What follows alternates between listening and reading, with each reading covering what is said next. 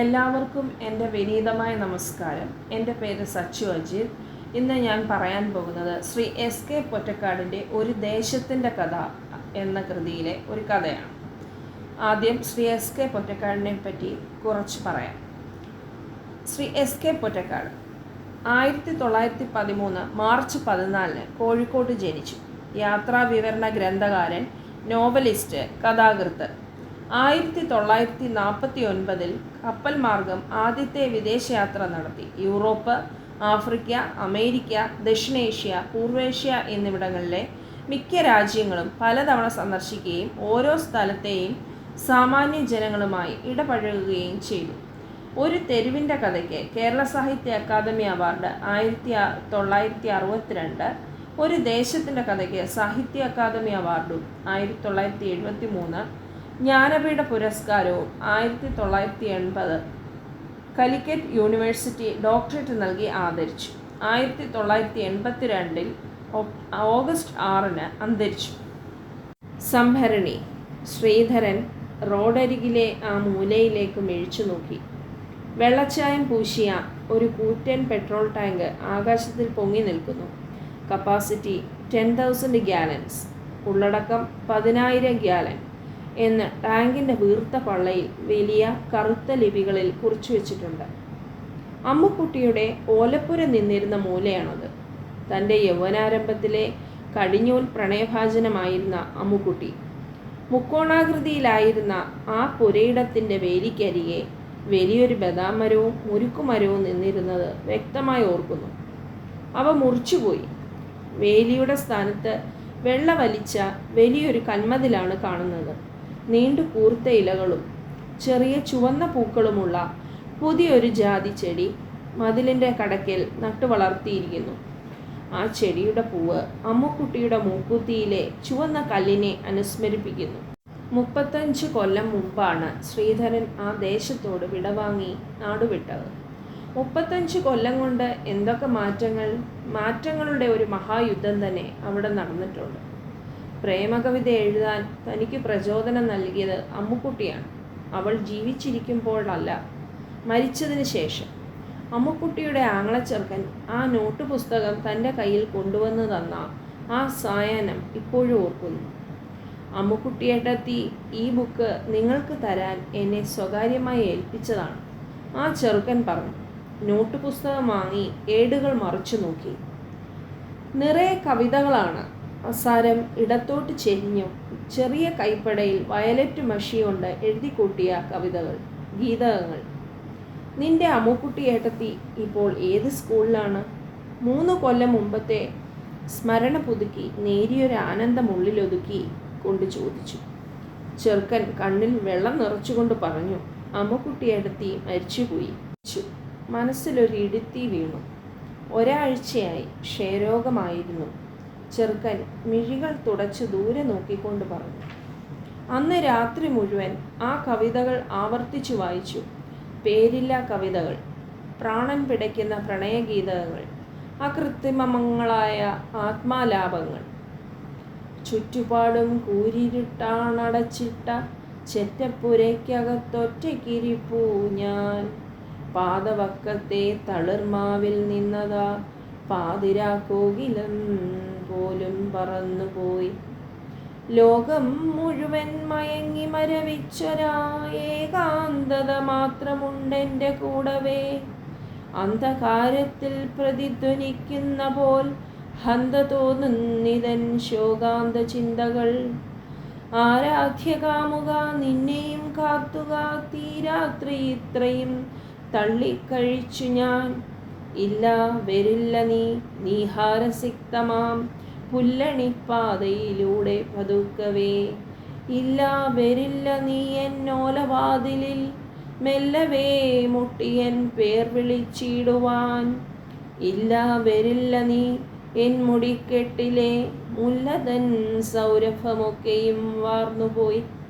ഓമനെ എന്ന് വിളിക്കില്ല എന്നെ നീ, വ്യാമോഹമാണുമൽ പ്രേമാർദ്ര ചിന്തകൾ. ഹാ, മേഹമാണെന്നറിഞ്ഞു കഴിഞ്ഞു ഞാൻ മാമകമൂക പ്രണയ പ്രതീക്ഷകൾ.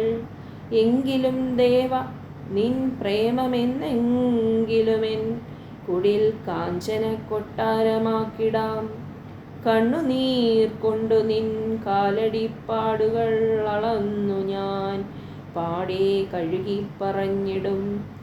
ഇന്നു ഞാൻ ധന്യയായി പൂർണ്ണമെൻ ജീവിതം പൊന്നുഷസ്താരയെ കാളുമേ മീതയായി. നാഥാ നീ ചുംബിച്ചെടുത്താലും എന്നുയർ നാളത്തെ നൈരാശ്യമേൽക്കാതിരിക്കുവാൻ. ആ നോട്ട് പുസ്തകത്തിലെ ഒരു കവിത ശ്രീധരൻ്റെ കരളിൽ മുഴങ്ങി. അമ്മുക്കുട്ടിയെ ആദ്യമായി കണ്ടുമുട്ടിയ ആ സായങ്കാലം.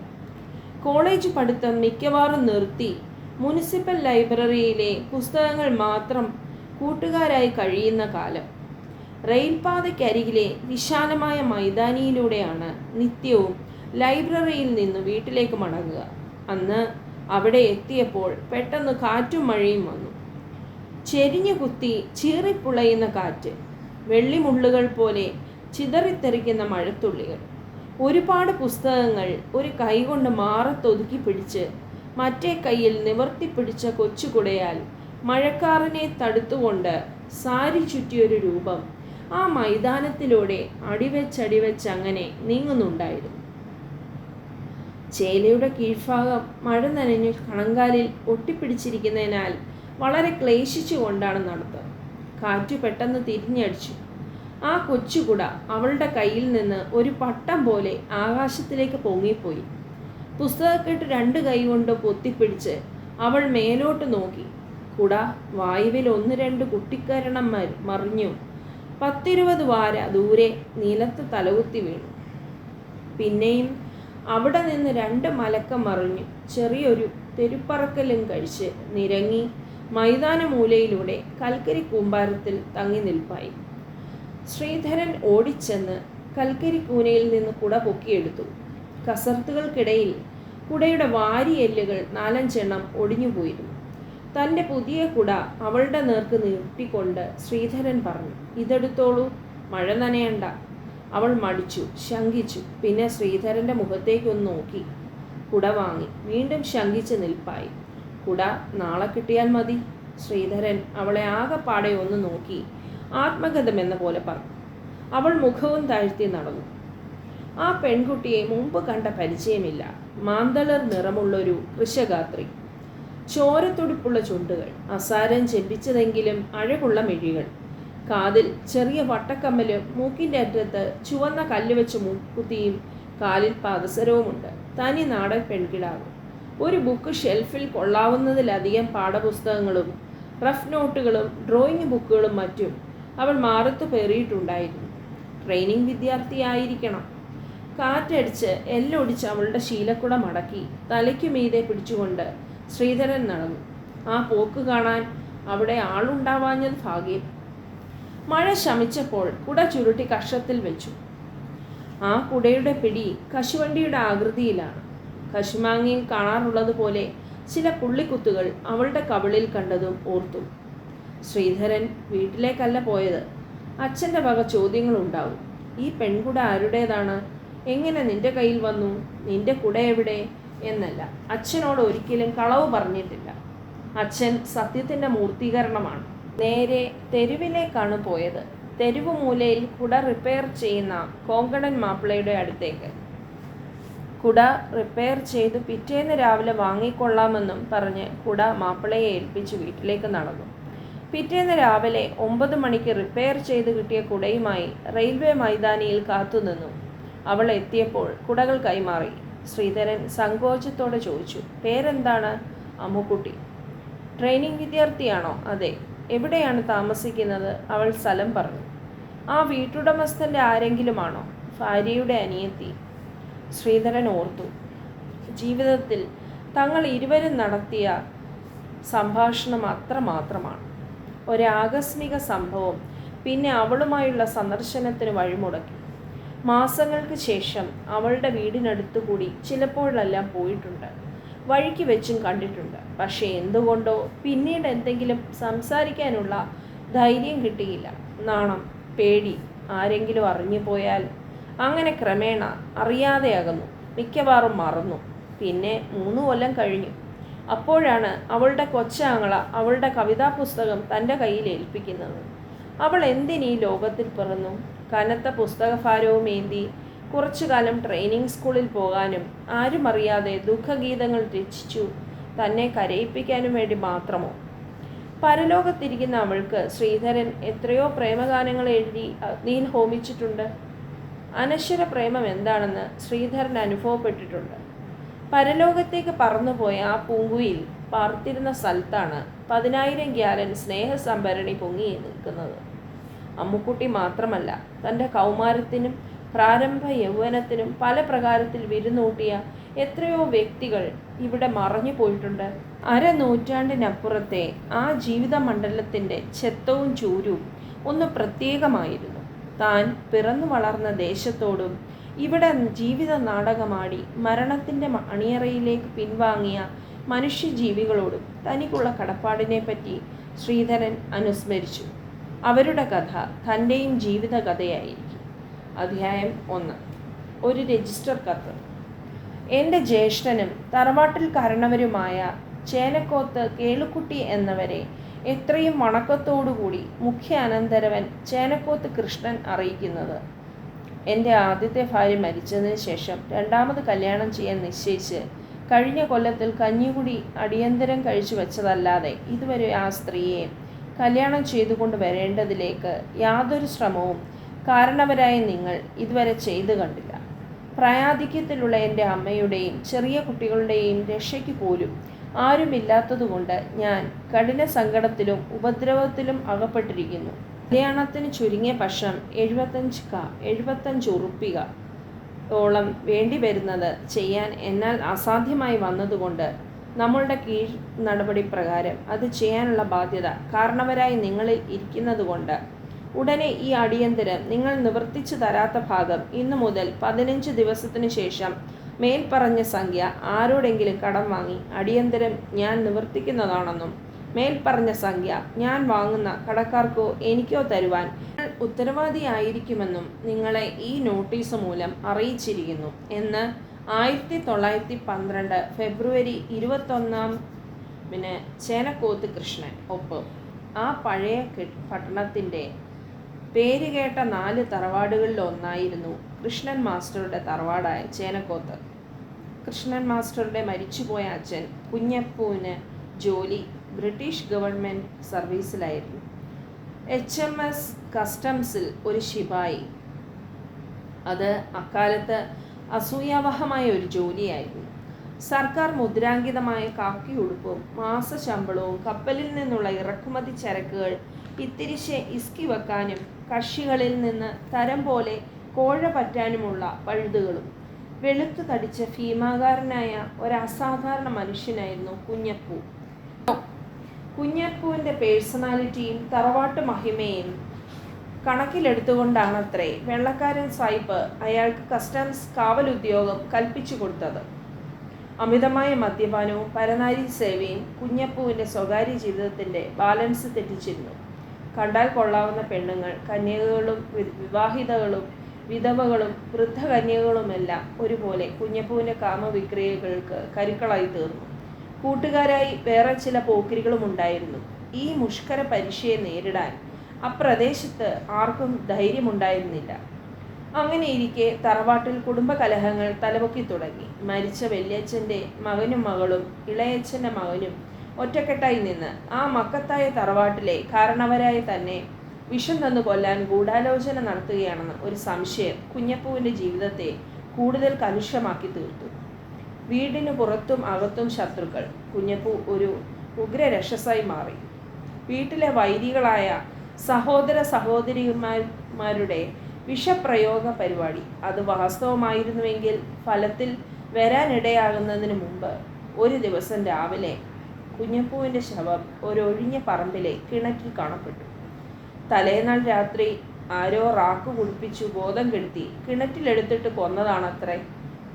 കുഞ്ഞപ്പൂവിൻ്റെ അപമൃത്യുവിന് ശേഷം ചേനക്കൊത്തു തറവാട്ടിൻ്റെ കാരണവസ്ഥാനം കുഞ്ഞപ്പൂവിൻ്റെ ജ്യേഷ്ഠൻ്റെ മകനായ കേളുക്കുട്ടിക്ക് കിട്ടി.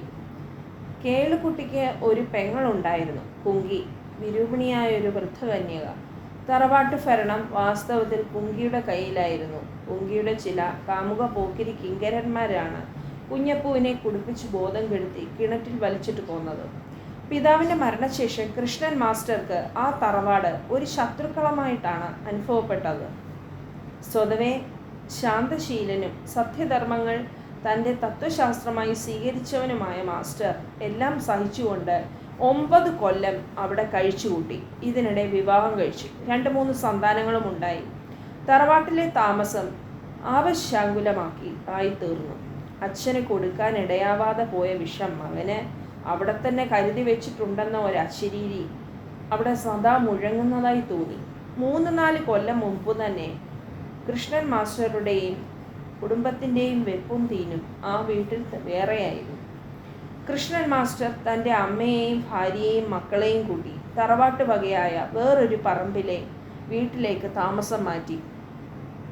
2 കൊല്ലം കഴിഞ്ഞപ്പോൾ കൃഷ്ണൻ മാസ്റ്റർ തറവാട്ടിൽ കാരണവരായ കേളുക്കുട്ടിക്ക് ഇപ്രകാരം ഒരു രജിസ്റ്റർ നോട്ടീസ് അയച്ചു. താങ്കൾ ഏകദേശം 12 കൊല്ലത്തോളമായി തറവാട്ട് കാര്യങ്ങൾ നോക്കി വരുന്നത്. നമ്മുടെ ഭാഗിക്കാത്തതായി തറവാട്ടിൽ 2 താവഴിയുള്ളതിനാൽ ഒരു താവഴിക്കുള്ള എനിക്കും എൻ്റെ കീഴിലുള്ള മറ്റു മെമ്പർമാർക്കും നിങ്ങൾ ഇതൊരു വിധമായ ചെലവുകളോ സഹായങ്ങളോ ഇതുവരെ തരുന്നതോ ചെയ്യുന്നതോ ഇല്ല. തറവാട്ട് വക ആദായങ്ങൾ മുഴുവനും നിങ്ങളും നിങ്ങളുടെ താവഴിയും അനുഭവിച്ചു പറമ്പുകളുടെ പാട്ടം മുതലായവ കൊടുക്കാതെ നിർത്തിവെച്ചും ചില ഇളകുന്ന മുതലുകൾ വിറ്റും പറമ്പുകൾ വേണ്ട പോലെ രക്ഷ ചെയ്യാതെ നശിപ്പിച്ചും ചില ഇടപാടുകൾ ഏത് സംഗതി കൊണ്ടാണോ എന്നറിഞ്ഞില്ല കാലഹരണപ്പെടുത്തിയും മറ്റും പലവിധ കാര്യങ്ങൾ ഞങ്ങളെ തോൽപ്പിക്കാൻ ചെയ്തും തറവാട്ട് സ്വത്തുക്കൾ ഒരുവിധം നശിപ്പാനായി തുടങ്ങിയല്ലോ. എൻ്റെ അച്ഛന് സുഖക്കേട് വരാൻ സംഗതി വന്നതിന് ശേഷം എന്നെയും മറ്റും പല പ്രകാരത്തിലും ഉപദ്രവിച്ചും പല സമയങ്ങളിൽ എന്നെ അടിച്ചു പരിക്കേൽപ്പിച്ചും മറ്റും ചെയ്തുകൊണ്ടും മദ്യപിക്കുന്ന മനുഷ്യനാകൊണ്ട് വല്ലതും ചെയ്ത് എൻ്റെ ജീവഹാനി വരുത്തിക്കളയും എന്നുള്ള സംശയം കൊണ്ടും ഞാൻ ഉടനെ വേറെ താമസമാക്കിയതാണെന്ന് നിങ്ങൾക്കറിയാമല്ലോ. അതുകൊണ്ട് ഇന്നു മുതൽ 4-ാം തീയതിക്കുള്ളിൽ എനിക്കും എൻ്റെ കീഴിലുള്ള മറ്റു മെമ്പർമാർക്കും തറവാട്ടിൽ നിന്ന് വരേണ്ടതായ ആദായം തരാത്ത പക്ഷം വ്യവഹാരം കൊടുക്കുന്നതാണെന്നും അതിനാൽ ഉണ്ടാകുന്ന സകല നഷ്ടങ്ങൾക്കും നിങ്ങൾ ഉത്തരവാദികളാണെന്നും ഈ നോട്ടീസ് മൂലവും അറിയിച്ചിരിക്കുന്നു. ഇതിനു മുമ്പ് അയച്ച രജിസ്റ്റർ നോട്ടീസുകളും ഓർക്കുന്നുണ്ടല്ലോ എന്ന് ചേനക്കോത്ത് കൃഷ്ണൻ ഒപ്പ്. ഈ രജിസ്റ്റർ നോട്ടീസ് അനുജൻ ചാത്തുക്കുട്ടിക്കും മറ്റു നിങ്ങളുടെ താവഴിക്കുള്ള അംഗങ്ങൾക്കും കാണിക്കേണ്ടതും ആകുന്നു. തറവാട് ഭാഗിക്കണമെന്ന് ഭീഷണി മുഴങ്ങുന്ന ഈ കത്ത് കാരണവരായ കേളുക്കുട്ടിയെ ഇളക്കുവാൻ പര്യാപ്തമായില്ല. കൊഞ്ചൻ തുള്ളിയാൽ ചട്ടിയിലോളം എന്ന് അവനോട് പറഞ്ഞേര്. ശുരകൻ രാമൻ വഴിയായി അങ്ങനെയൊരു മറുപടിയാണ് ആ രജിസ്റ്റർ കത്തിന് കാരണവനിൽ നിന്ന് അനന്തരവൻ കൃഷ്ണന് കിട്ടിയത്. കൃഷ്ണൻ മാസ്റ്റർ വ്യവഹാരത്തിനൊന്നും പോയില്ല. ക്ഷമയോടെ കാത്തിരുന്നു. 2 കൊല്ലം പിന്നെയും കഴിഞ്ഞു. കൃഷ്ണൻ മാസ്റ്റർക്ക് ഒരു സന്താനവും കൂടി ഉണ്ടായി, ഒരു പെൺകുട്ടി. പക്ഷേ ആ ഓമന സന്താനം 6 മാസം കഴിയുന്നതിന് മുമ്പ് മരിച്ചു. അത് കഴിഞ്ഞ് 6 മാസം ചെല്ലുന്നതിന് മുമ്പ് വിഷജ്വരം പിടിപെട്ട് ഭാര്യയും മരിച്ചു. കിഴവിയായ അമ്മയെയും നിത്യരോഗത്താൽ അവശനായി കിടക്കുന്ന കൊച്ചുമകനെയും ശുശ്രൂഷിക്കാൻ വീട്ടിൽ ഒരു പെണ്ണിൻ്റെ ആവശ്യം ഒഴിച്ചുകൂടാതായി തോന്നിയപ്പോൾ കൃഷ്ണൻ മാസ്റ്റർ പുനർവിവാഹം ചെയ്യാൻ തീരുമാനിച്ചു. ഇത് വളരെ ന്യായമായ ഒരു ആവശ്യം തന്നെയാണ്. തറവാട്ടിലെ കാരണവർ കണ്ടറിഞ്ഞ് നിവർത്തിച്ചു കൊടുക്കേണ്ട ഒരു കാര്യമാണ്.